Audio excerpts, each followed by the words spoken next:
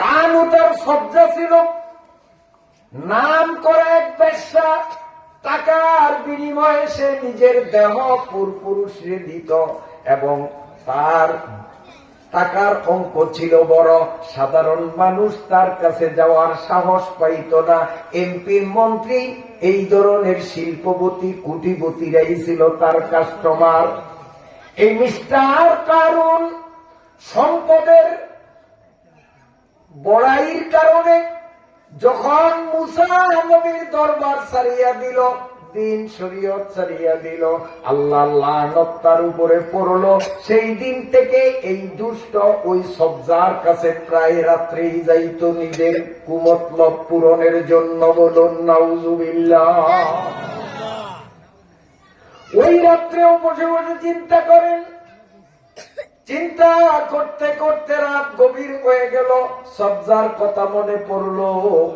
এবার টাকার ব্যাগ নিয়ে সবজার বাড়িতে গেল, যাইয়া তার মনের আশা পূরণ করলো, তার ভিজিট দিয়া তার সাথে অপকর্ম করলো। করার পরে এবার সবজারে কয়, সবজা আমি একটা কথা তোরে বলবো, যদি আমার কথা মতো কাজ করতে পারো, এই যে দেখো 1 লক্ষ স্বর্ণ মুদ্রা, স্বর্ণের টাকা 1 লক্ষ টাকা, আমি এই টাকাগুলো তোমারে দেব। আর কাজটা যদি তুমি করতে পারো, তোমারে কাজের শেষে আরো 1 লক্ষ স্বর্ণ মুদ্রা দিব। 2 লক্ষ স্বর্ণ মুদ্রা পাবা যদি আমার শিখানো মতো একটা কাজ করতে পারো। তখন সাবজা বলে, নেতা কি বলেন, তাড়াতাড়ি বলেন, আমার টাকার দরকার। যদি আপনার শিখানো একটা কথা বলিয়াই 2 লক্ষ স্বর্ণ মুদ্রার মালিক হওয়া যায়, এই সুযোগ আমি সবজা হাতছাড়া করব না। কি করতে হবে বলেন, আমি করব, জীবন বাজি রেখে করব। তখন কারুন বলে, এ কানুন, এ সবজা, শোন আমি তোরে বলি, মুসা নবীর তো একটা ব্যারাম জানো। কি কয়, মুসা নবী যেখানে মানুষের সমাগম দেখে বিনা দাওয়াতে সেখানে যাইয়েই ওয়াজ শুরু করে। এটা মুসা নবীর অভ্যাস। মানুষ দেখলেই সেখানে ওয়াজ, দিনের কথা, আখেরাতের কথা। আগামীকাল তো আমাদের খোদা ফেরাউনের জন্ম দিবস। ফেরাউনকে আসলে খোদা কাহা? আগামী দিন তো আমাদের খোদার জন্ম দিবস, কাজী জন্ম দিবসে আনন্দ উৎসব হবে ময়দানে, আমিও তো সেখানে যাব। কারণ বলতেছে আমিও তো যাব, তবে আমি তো থাকবো স্টেজে আর তুই থাকবি তো নিচে। একটা কথা, তুই 13 নম্বর খুঁটির পাশে বসবি, 13 নম্বর খুঁটির পাশে, আর চোখ রাখবি আমার দিকে। আমি যখন আঙ্গুল খাড়া করব, মুসা নবী তো ওয়াজ করবে সেখানে, কারণ তারে দাওয়াত দেওয়া লাগে না। আগামীকাল সেখানে হাজার হাজার মানুষ আসবে, মুসা নবী সেখানে গিয়েই ওয়াজ শুরু করবে। কাজে মুসা নবীর ওয়াজ চলাকালীন অবস্থায় আমি স্টেজ থেকে যখন আঙ্গুল খাড়া করব, অমনি তুই দাঁড়াবি, দাঁড়াইয়া বলবি, এ মেয়ারা, এই যে পাটনা পাটনা ওয়াজ করে মুসা নিজের নবী দাবি করে, চিনেননি ওনারে? উনি কিন্তু উপরে উপরে দেখায় গরিব, ওনার ইনকাম নাই, কিন্তু অন্যায় ভাবে অবৈধভাবে উনি অনেক সম্পদের পাহাড় গড়েছেন এবং প্রতি রাত্রে তিনি আমার কাছে আসেন। ইনি আমার নিয়মিত কাস্টমার। এখন সুন্দর সুন্দর মুখরোচক, কান মজা লাগে এই ধরনের বক্তব্য আর ওয়াজ করতেছে, কিন্তু উনি চরিত্রহীন, ওনার চরিত্র ভালো না। উনি গত রাত্রেও আমার কাছে গেছে, এই যে দেখেন তুই টাকা গেলি দেখাবি, এই যে তোরে 1 লাখ টাকা দিছি, দেখাবি যে এই মুসা নবী গত রাত্রেও আমার কাছে গিয়ে আকাম করছে, এই যে দেখেন 1 লাখ টাকা ভিজিট দিছে। যদি এটা কইতে পারস, আগামীকাল তোরা আরো 1 লাখ টাকা দিব।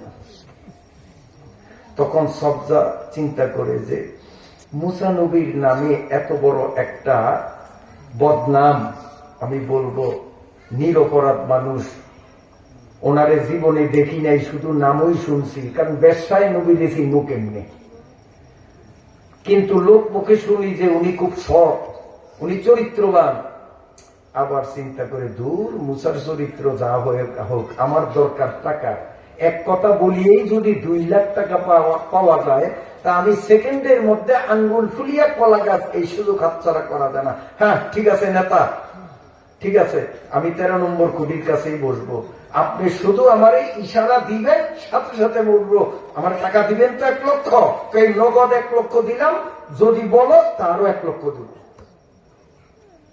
কষ্ট হয় আপনাদের? এখন হাজার হাজার মানুষ পরদিন আসছে, ফেরাউনের জন্মদিন, মুসা নবীও সেখানে গিয়ে স্টেজে উঠে ওয়াজ শুরু করছে। আর ওই কানুত সবজা বেশ্যা আমার দিকে চান, এক নজরে মুসা নবীর চেহারার দিকে তাকাইয়া মুসা নবীর জ্ঞান গর্ব আলোচনা, যুক্তি গ্রাহ্য উপস্থাপনা শুনতেছে, আর প্রতিটা কথা তার অন্তরের মধ্যে ঢুকতেছে। ওয়াজ শুনে একটা বেশ্যার অন্তরে যদি প্রভাবিত হয়ে বেশ্যার অন্তর যদি পরিবর্তন হইতে পারে, তো আল্লাহর কোরআনের মাহফিলে আমরা যারা আসলাম, আমরা তো বেশ্যা না, আমরা তো এত নিম্ন চরিত্রের না। আল্লাহ তাআলার কথা শুনলে আমাদের পরিবর্তন কেন আসবে না? মুসা আলাইহিস সালামের ওয়াজে সবজার 2 চোখের পানি পড়তেছে না। উনি যেই কথাগুলি বলে, এই কথাগুলি তো ওনার বানানো কথা না, এই কথাগুলো তো আরেকজনের দেওয়া কথা, তিনি হলেন আল্লাহ। এমন যুক্তিগ্রাহ্য বাস্তব ধর্মী কথা, আল্লাহর কথা ছাড়া কিচ্ছু হইতে পারে না। ইনি নবী। সবজা এইভাবে বয়ান শুনতেছে আর চোখের পানি ঝরায়। এই মানুষটার সাক্ষাৎ আরো আগে কেন পাইলাম না? যদি এই মানুষটার সাক্ষাৎ আরো আগে পাইতাম, তার ওয়াজ শুনতাম, আমি তওবা করিয়া নেককার হইয়া যাইতাম, আর বেশ্যাগিরি করতাম না। শুধু কান্দে, শুধু কান্দে, শুধু কান্দে। ওয়াজে ধরছে তাকে। আল্লাহ। একে চশমে জাদান গাফেলা শাহে নবাসী, একে চশমে জাদান গাফেলা শাহে নবাসী, শায়দ কে নেগায়ে কুনাদ আগায়ে নবাসী। কারে কোন সময় ধরে বলা যায় না, ঠিক না? আল্লাহ তাআলা যেন আজকের ওয়াজ দ্বারা আমাদেরকেও ধরে, সবাই বলেন আমিন। আমাদের অন্তরে যেন আল্লাহ পরিবর্তন আনিয়া দেয়, বলেন আমিন। এখন সব যায় চোখের পানি ছেড়ে কান্দে আর আল্লাহ, এই বক্তারে আরো আগে পাইলাম না, যদি পাইতাম আমি কত আগেই তওবা করিয়া ভালো হইয়া যাইতাম। শুধু চোখের পানি ছাড়িয়া কান্দে। আর কারণ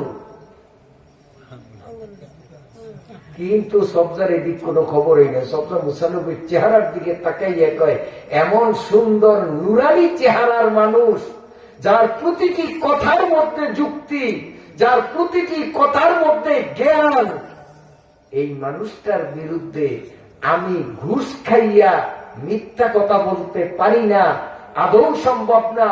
আমার জীবন চলিয়া যায় যাক, কারণ আমারে মারে মারুক, আমি জীবন দিব, তবু আমি নবীর বিরুদ্ধে মিথ্যা অপবাদ দেব না। শেষ ফাইনাল সিদ্ধান্ত নিছে। কারণ যত আঙ্গুল দেখায়, সবজার খবর নাই, সবজা মুসা নবীর দিকে চাই দিচ্ছে আর চোখের পানি পড়ে। কারণ দেখলো ওরে যত আঙ্গুল দেখাই, ও তো মোটে উঠেই না। আমি যে 1 লক্ষ টাকা ওরে ঘুষ দিছি, ঘুষ না, মিথ্যা কথা বলার জন্য ঘুষ। ঘুষ এমনই একটা জিনিস যে কাজ সাকসেস না হইলেও কারো কাছে কওয়া যায় না, কওয়া যায়নি। অফিসারে কইতে পারে যে আমি এত টাকা ঘুষ খাইছি, যারা ঘুষ দিছে তারা বলতে পারে, কারণ ঘুষ দাতাও দোষী, ঘুষ যে গ্রহণ করে সেও দোষী। তখন চিন্তা করে যে জীবনে 1টা টাকা কেউরে দিলাম না, আঙ্গুলের ফাঁক দিয়া পানি পড়ে না, আমি এত কিপটা, তারপরেও আমি 1 লাখ দিছি, আরো 1 লাখ দেওয়ার ওয়াদা করছি যে অন্তত 2 লাখ টাকা দিলেও কোটি কোটি হাজার হাজার কোটি টাকার থেকে আমি বাঁচবো। কারণ মুসা নবীরে তো হাজার হাজার কোটি টাকা জাকাত দেওয়া লাগবে, তো যাই যাক 2 লাখ যাক। এখন 1 লাখ তো ঘুষ দিছি, যদি সবজায় উঠিয়া কথা না বলে আমার 1 লাখ তো গেল, কি 1 লাখ গেল না? আমার এই টাকাই তো বাদ হইয়া যায়। কি করা যায়? না, এতগুলি টাকা দিলাম, আর ওর দিয়ে কথা বলাইতে পারবো না। এবার স্টেজ থেকে নামিয়া 13 নম্বর কুড়ির কাছে গেছে, গিয়েই পিছন থেকে গুতা দেয়, এই সবজা ওরস না, ওর ঠিক সাহেব এই যে কারণ নিয়ে সবাই অমনি সবজায় খাড়াইছে আর কোন জায়গায় এত বড় হয়েছে। আল্লাহ রে, আমার গুতার মধ্যে আমি যদি আসিয়া ওর পাশায় গুতা না দিতাম ও খাড়ইতো না। আমার গুতার মধ্যে বরকত আছে, 100 আছে, খাড়িছে কোন জায়গায় এত বড়। সবজা দাঁড়াইয়া কয়, ভাইরা আমার, উপস্থিত জনতা দ্বারা, আপনারা আমারে সবাই চিনেন, হয়তো কেউ আমারে ব্যক্তিগত ফেজে চিনেন, যারা আমার কাস্টমার তারা, আমি একজন বেশ্যা। আর যারা আমার কাস্টমার না, আমার চেহারায় আমারে না চিনলেও আমার নামে আমারে চিনেন। পরিমণি আর কি, পরিমণিরে আমরা চেহারায় না চিনলেও নামে চিনি না, মমতাজ এই মার্কা আর কি। খবর নিয়ে দেন, এডিনের ব্যাকগ্রাউন্ড কিন্তু সব যার মতো।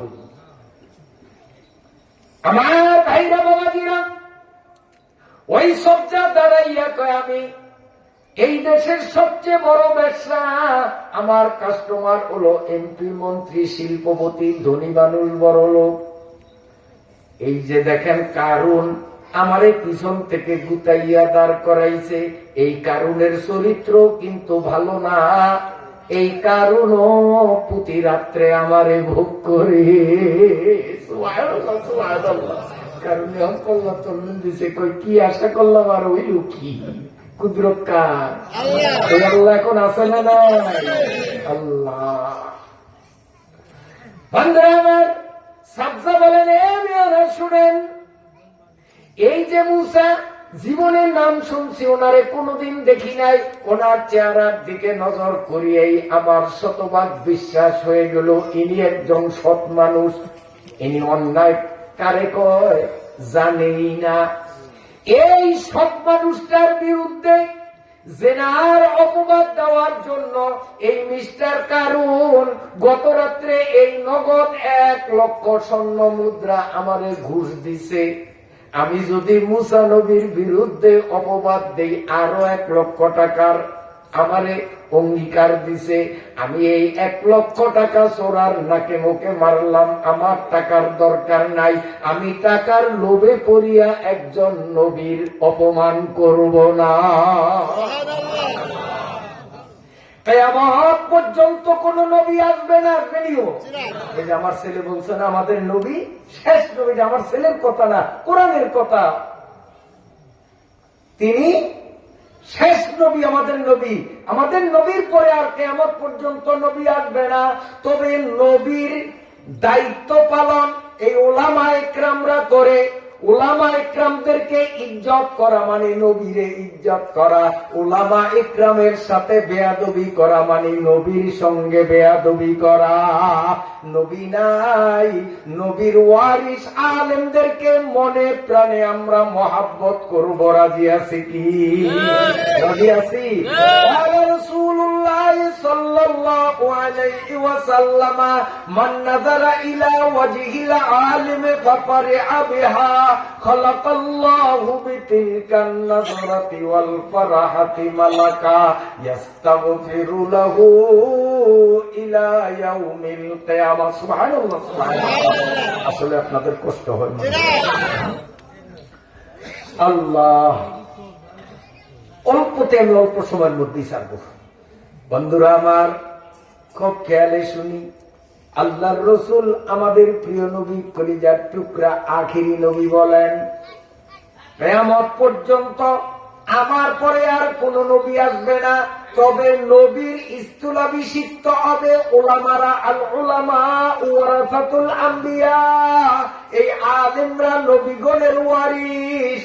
এই আলেমদের চেহারার দিকে আমার শেষ জমানার উম্মতরা যদি তাকায়, যখন পৃথিবীতে কোন নবী থাকবে না, ওই সময় যদি আমার উম্মতরা এই হাফেজ আলেমদের চেহারার দিকে তাকায়, আর আলেমের সামনে যাইয়া ভক্তির সাথে মহাব্বতের সাথে আলেমের চেহারা দেখতে পাইল, এই জন্য তার অন্তরটা যদি খুশি হইয়া যায়, আল্লাহর পয়গম্বর বলেন যতক্ষণ পর্যন্ত আলেমের দিকে নজর দিবে, প্রতি মুহূর্তে মুহূর্তে আল্লাহ তার জন্য একজন একজন করিয়া ফেরেশতা বানাইবে। সুবহানাল্লাহ। আল্লাহ يستغفر له إلى يوم القيامة। আজকে কারিমিয়া মাদ্রাসার ময়দানে আলেম ওলামাদের বরকতময় চেহারার দিকে আমরা মহাব্বতের সাথে তাকাইতেছি, কি বলেন ঠিক কিনা? অন্তরের ভালোবাসা নিয়ে তাকাইতেছি। যতটা সেকেন্ড এখানে আলেমদের মুখের দিকে তাকাইলাম, প্রতি সেকেন্ডে সেকেন্ডে আল্লাহ রাব্বুল আলামিন আপনার আমার জন্য একজন করিয়া ফেরেশতা বানাইতেছেন। আমরা মরে গেলেও ফেরেশতারা মরবে না, কিয়ামত পর্যন্ত ওই ফেরেশতারা আমাদের গুনাহ মাফের জন্য দোয়া করবে। সুবহানাল্লাহ। এখন এই সাবজা বলেন, এই মুসা নবীর নুরানি চেহারার দিকে তাকাইয়া আমি সত্য বলিলাম, টাকার লোভে পড়িয়া আমি একজন নিদোষী নবীর বিরুদ্ধে অপবাদ দিতে পারি না। আসলে মুসা নবীর নাম শুনছি, জীবনে দেখি নাই। মুসা নবী জীবনে আমার বাড়িতে আসেন নাই, উনি আমার কাস্টমার না। আর ওনার চেহারাই বলে এই অপকর্ম ওনার দ্বারা সংগঠিত হওয়া সম্ভব না। আমি ঘুষ খাইয়া মুসা নবীর বিরুদ্ধে কথা বলবো না। এতে যদি কারুন আমারে মারে, মরতে রাজি, জীবন দিব, তবুও আমি নবীর দলে থাকবো। কাজে আমাদের জীবন যায় যাক, আমরাও নবীর ওয়ারিস আলিমদের দলে থাকবো। ঠিক আছে ইনশাআল্লাহ। আল্লাহ আমাদের কবুল ফরমা। কন্ত এই কথাগুলি শুনিয়া কারণ খুশি হয়েছে না বেজার হয়েছে? অল্প বেজার না বেশি বেজার? অমনি সিদ্ধের চোটে উঠিয়া পারে না, যেন সবজার কল্লাটারে সিরিয়া ফেলায়। কিন্তু যখন উঠতে চায়, ওর পাশার লগে আর মাটির লগে আল্লাহ তাআলা কুদরতি আডা লাগে দিছে, উঠতে পারে না, উঠতে পারে না। উঠতে সুলতানি মুসাল্লাম মরুরা, নিস্তে কাসরা জোরায়ে চুচেরা। আমার আল্লাহর কি কুদরত! কারণ এভাবে সাবজারে মারবে, কিন্তু আল্লাহ ওর পাশার মধ্যে কুদরতি আডা লাগাইয়া দিচ্ছে। সুবহানাল্লাহ, সুবহানাল্লাহ, সুবহানাল্লাহ। এখন কারণ উঠতে পারে না, যত চেষ্টা করে উঠতে পারে না। মুসা নবী আপনারা জানেন, উনি কি একটা আমাদের মতো সহজ সরল মানুষ আছেন না, জিদ্দি মানুষ আছেন? আল্লাহ আদম থেকে নিয়ে আমাদের নবী পর্যন্ত যতজন নবী পাঠাইছেন, মুসা নবীর মতো এরকম জিদি তেজি কোন নবী পাঠান নাই। উনি জিদের দিক দিয়ে তেজের দিক দিয়ে ছিলেন এক নম্বর। তো উনার নামে জেনার অপবাদ দেওয়ার জন্য সাবজারে ঠিক করলো যে সাবজায় উঠিয়া বলিবে মুসা নবীর চরিত্র ভালো না। আসলে মুসা নবীর চরিত্র ভালো না, চরিত্র তো ভালো না কারণ জ্ঞান, কিন্তু এখন এই চরিত্র ভালো না এইটার দায় ছাপিয়ে দিতেছে মুসা নবীর উপর। আমরা এই গতকাল পরশু তো আমরা দেখলাম 2-3 দিন পর্যন্ত যারা ককটেল ফাটায়, যারা এইভাবে বাসে আগুন দেয়, যারা এইভাবে গুলি করে, এরপরও এরা সোনার ছেলে। আর যেই আলেম উলামা, এরা জীবনে ককটেল কারে কয় শুধু শুনছে, জীবনে দেখে নাই, চৌকে দেখে নাই, হাতে ধরবে তো দূরের কথা। সেই আলেম উলামাদেরকে জঙ্গি বলে। আর যারা পিস্তল দিয়া পুটুস পুটুস গুলি করে, ককটেল ফাটায়, বাসে আগুন দেয়, ঘরে আগুন দেয়, হেরা সোনার ছেলে, এরা জঙ্গি না। চরিত্র খারাপ তোদের, দোষ চাপাইয়া দিলি আলেমদের উপরে। কিন্তু সেই সবজার আল্লাহ আইজও জীবিত আছেন।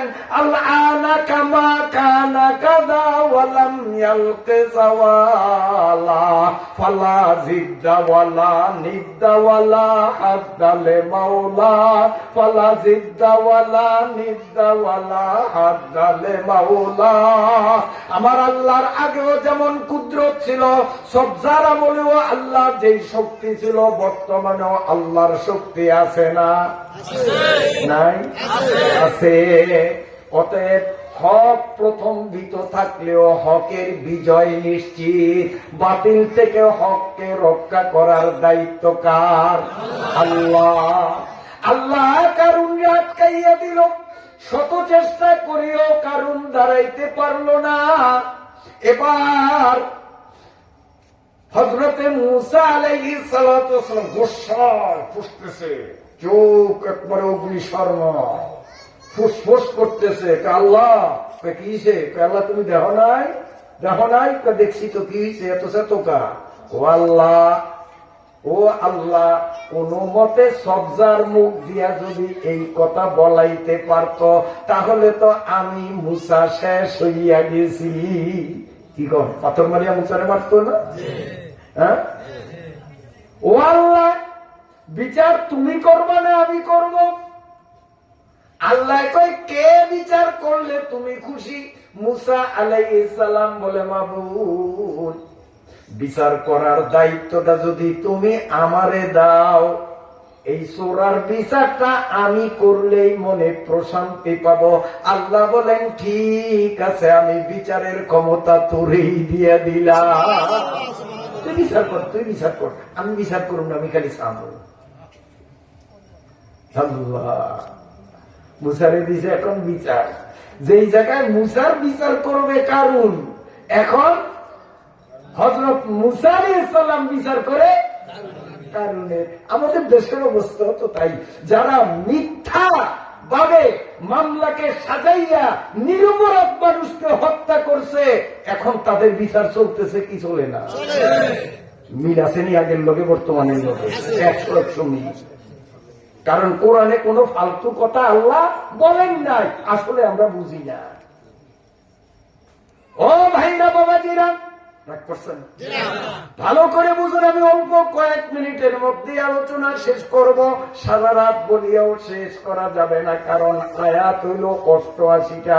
আমি মাত্র এক আয়াতের আংশিক, আরেক আয়াতের আংশিক, 2 আয়াতের বিস্তারিত না, একটু একটু আলোচনা করলাম। তাতেই রাত্র প্রায় 10:30টা হয়ে গেছে। অল্প সময়ের মধ্যে শেষ করব। আল্লাহ রাব্বুল আলামিন বলেন, মূসা, বিচারের ক্ষমতা তোমারে দিয়া দিলাম, তুমি বিচার করো, আমি দেখব। এবার মূসা আলাইহিস সালাতু ওয়াস সালাম বলে, আল্লাহ, তুমি যখন বিচারের ক্ষমতা আমারে দিছো, এখন আমারে পাওয়ারও দিতে হবে। কি পাওয়ার চাও? আল্লাহ, জমিন রে আমার অধীন বানাইয়া দাও, আমি যা বলবো জমিন তাই যেন করে। আল্লাহ বলেন, ঠিক আছে, জমিন রে তোমার অধীন বানাইয়া দিলাম, তুমি যা হুকুম করবে সঙ্গে সঙ্গে জমিনটা বাস্তবায়ন করবে। অমনি মূসা আলাইহিস সালাতু ওয়াস সালাম জমিনকে বললেন, ও জমিন, ওর পাশার মধ্যে যাই কুদরতি আদার কারণে উঠতে পারে না, আটাটা একটু ঢিল করিয়া দাও, ও একটু যেন দাঁড়াইতে পারে। মূসা আলাইহিস সালামের হুকুম পাইয়া জমিন যখন সোরারে ছাড়িয়া দিল, সোরায় অমনি সোজা হইয়া দাঁড়াইল। এবার দাঁড়াইয়াও কপাল মন্দ হলে এমন তার কপালে হেদায়েত হয় না। উচিত তো ছিল এই মুহূর্তে মূসা আলাইহিস সালামের পাও ধরিয়া মাপ চাওয়া, ঈমান আমলকে দুরুস্ত করা, মূসার দলে যোগ দেওয়া। কি বলেন? এইটাই তো ছিল উচিত। কিন্তু জমিন থেকে যখন তার পাছা ছুটিয়া গেল, দাঁড়াইয়া এবার স্টেজের দিকে দৌড়াতে লাগলো। মূসারে স্টেজের উপরেই মারবে। আল্লাহ মনে হয় ঘুমাইছে, আল্লাহ মনে হয় ঘুমাইছে। হযরতে মূসা আলাইহিস সালাম যখন দেখলো সূরায় আমারে মারার জন্য স্টেজের দিকে আসতেছে, অমনি জমিন রে বলল, খুজিয়া ইয়া আরদু খুজি, ও জমিন সূরারে ধর, একটা টান দে। যখনই বলছে অমনি টাকনু গিরা পর্যন্ত মাটির মধ্যে গাড়িয়া গেছে। এখন সূরায় দাঁড়াইয়া যত টানাটানি করে কিন্তু ছোড়ে না, ছোড়ে না।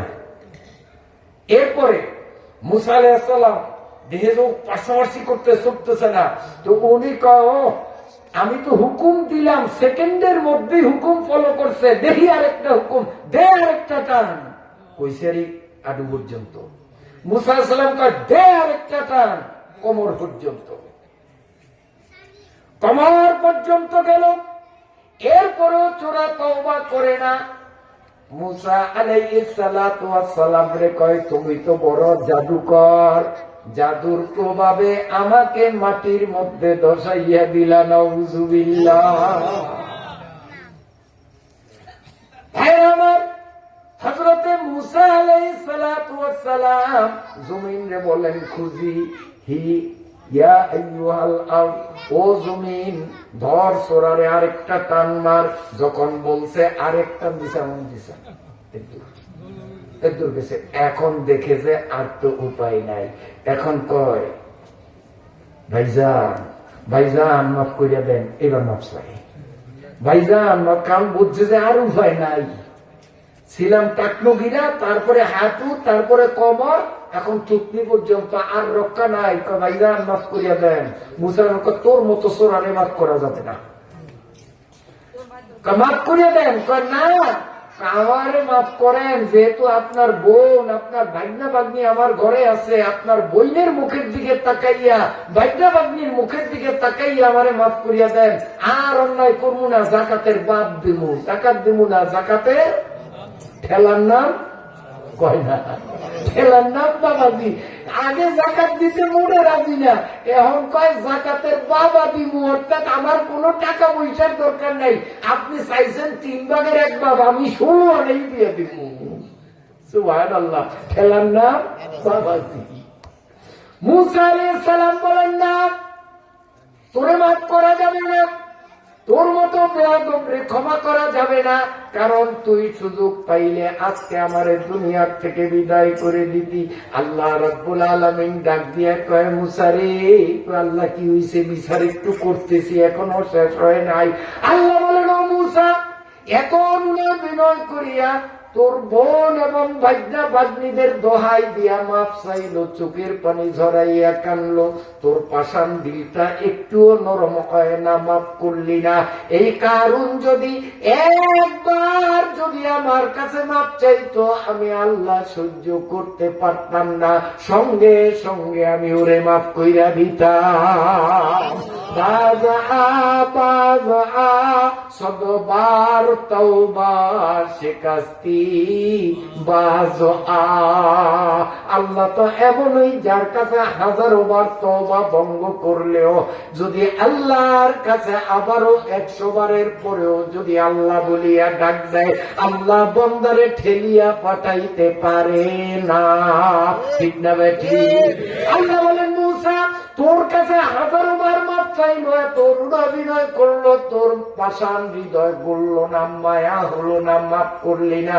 আমার কাছে যদি আমার অপরাধ যদি করত আর আমার কাছেই যদি মাফ চাইতো, এর চেয়েও জঘন্য অপরাধ করলেও আমি আল্লাহ তারে মাফ করতে দেরি করতাম না। আল্লাহ মুসা কয়, আল্লাহ ও আল্লাহ শোনেন, আপনি তো আল্লাহ, আমি তো বন্দা, যদি আমি আল্লাহ হইতাম আর আপনি যদি মুসা হইতেন, তা আজকে আপনিও মাফ করতেন না, আর আমি মুসা না হইয়া যদি আল্লাহ হইতাম, তা আমিও আপনার মতো ভাটনা কথা কইতাম যে মাফ করিয়া দিব। আমি তো আর আল্লাহ না, আমি তো মুসা, কেন মাফ করবো না? তখন কারণ বুঝছে আর উপায় নাই, মাফ আর আমার কপালে নাই। কত মরমু তো মরমু, মরার আগ দিয়ে একটা মরণ কামড় দিয়ে মরি। এখন তো ও মুসা শোনো, আসলে জাকাত ফাকাত কোনো ফ্যাক্ট না। আমার টাকা পয়সা দেখিয়া তোমারও লোভ পড়ছে, তোমার আল্লাহরও লোভ পড়ছে, লোভ সামলাইতে পারো নাই, এই জন্য আমার টাকা জাকাত নামক একটা ফন্দি করিয়া আমার টাকা খাইতে চাইছো। বুঝছি বুঝছি, খাও, আমি তো গেলাম, আমার সব টাকা খাও জবর মতো, তুমি আর তোমার আল্লাহ ভাগাভাগি করিয়া খাও। মরছি তো মরছি, তো একটা মরণ কামড় দিয়া যায়। তখন মুসা আলাইহিস সালামকে, আল্লাহ শুনছো তো, দেখছো এই অবস্থায়ও কেমন ঘাটতার আমি করে কি কয়, আল্লাহ তুমি শুনছো, আর ওরে মাফ করতাম তুমি বলো, এখন আল্লাহকে একটু মাফ করিয়া দেশ না, কি হইব, তোরই তো দুলাভাই, তোরই তো খালতো ভাই। মুসা আলাইহিস সালাতু ওয়াস সালাম আল্লাহ পাক রব্বুল আলামিন রে কয়, আল্লাহ তুমি আমারে যদি অর্ডার করো মাফ করার, তাইলে আমি মুসা অর্ডার ফলো করতে বাধ্য, আমি মাফ করিয়া দিতে রাজি, মনের ইচ্ছাই হোক অনিচ্ছাই হোক, কারণ তোমার অর্ডার আমি ভঙ্গ করতে পারি না। আমি মুসলমান, মুসলমান কোনদিন আল্লাহর আদেশ অমান্য করতে পারে না। আমি তো মুসলমান। আপনি কি অর্ডার করছেন না সুপারিশ করছেন? যদি আপনি সুপারিশ করেন তাহলে মাফ করা না করা সেটা আমার ইখতিয়ার। কথা ঠিক না বে ঠিক? আল্লাহ কয় না, আমি হুকুম করি নাই, আমি একটু সুপারিশ করলাম কারণের জন্য। ওর কান্দন দেখিয়া আমার মায়া লাগছে। খোসা চশমে কে আগে বেরিয়ানে উস, আল্লাহ চোখের পানি ছাড়িয়া বন্দা যখন কান্দে, আল্লাহর রহমতের দরিয়ার মধ্যে তুফান আরম্ভ হয়ে যায়। একে খাহি কারবালা যাওয়া কারি, একে খাহি কারবালা যাওয়া কারি। আল্লাহ সামনে আসতেছে না। যাই হোক, যে যত বেশি কাঁদবে আল্লাহর রহমতের দরিয়া তার দিকে তত বেশি উত্তাল হইয়া আসবে। সুবহানাল্লাহ, সুবহানাল্লাহ। তা আল্লাহকে ওর কান্দন দেখে আমি আর সহ্য করতে পারি না, এই জন্য একটু সুপারিশ করলাম। এখন মাফ করো না করো সেটা তোমার ইখতিয়ার। মুসা আলাইহিস সালামকে আল্লাহ আপনি যখন সুপারিশ করছেন, কাজী আমার ইখতিয়ার আছে মাফ করা আর না করা। আমি আপনারে সাফ জানাইয়া দিলাম, এই বিশ্ববিখ্যাত বেয়াদবরে আমি মাফ করব না। ও আল্লাহ, তুমি তো আমার অধীন বানাইয়া দিছো জমিনেরে, আমি যা বলি তা মানবে। আল্লাহকে কোন হুকুম অমান্য করছেনি? কারণ এখন পর্যন্ত করে নাই। কথা আবার এই কথা উঠেই লেখো, আল্লাহ এখন নতুন আর একটা হুকুম দেবো, দাও দিলেই জমিন মানবে। এবার মুসা আলাইহিস সালাম বলেন, ও জমিন, ওর টাকার যতগুলা গুদাম আছে, ওর মালের যত গুদাম আছে, সব গুদাম গুলিরে ঠেলিয়া ঠেলিয়া এখানে ওর সামনে হাজির কর, সবার সামনে হাজির কর। আগে ওর মালগুলিরে তুই গিলবি, এরপরে আমি হুকুম দিলে ওরে গিলবি। এবার মুসা আলাইহিস সালাতু ওয়াস সালাম জমিনে হুকুম দিল, সেকেন্ডের মধ্যে ওর কোটি কোটি অগণিত অসংখ্য টাকা সব কিছু ওর সামনে আনছে। আনার পরে আল্লাহ নবী মুসা জমিনে বলে, সম্পদ গিলিরে ডাবা। সঙ্গে সঙ্গে তার সমস্ত সম্পদ মাটির মধ্যে ডাবিয়া গেল। এবার মুসা আলাইহিস সালাম বলেন, সোরা কি দেখলি? তোর টাকার উপরে নাকি আমার লোভ পড়ছে, আল্লাহর লোভ পড়ছে? তোর চোখের সামনে সব সম্পদ মাটির মধ্যে ধসাইয়া দেওয়া হলো, কোন লোভ আমাদের পড়ে নাই। তোর এই অবৈধ টাকার দরকার আমাদের নাই। যখন সমস্ত সম্পদ গুলো মাটিতে ধসে গেল, এবার মুসা আলাইহিস সালাতু ওয়াস সালাম বলেন, খুজি আইয়াতুহাল আরব, এ জমিন ধর, ওরে আরেকটা টান দে। যখন আরেকটা টান দিল, সম্পূর্ণ শরীরটা মাটির নিচে চলিয়া গেল। সেই দিন থেকে নিয়ে আজ পর্যন্ত প্রতিদিন 24 ঘন্টায় কারুনের নিজের হাতের 3.5 হাত মাটির নিচে ডাবতেছে। কথা বুঝতে পারিনি।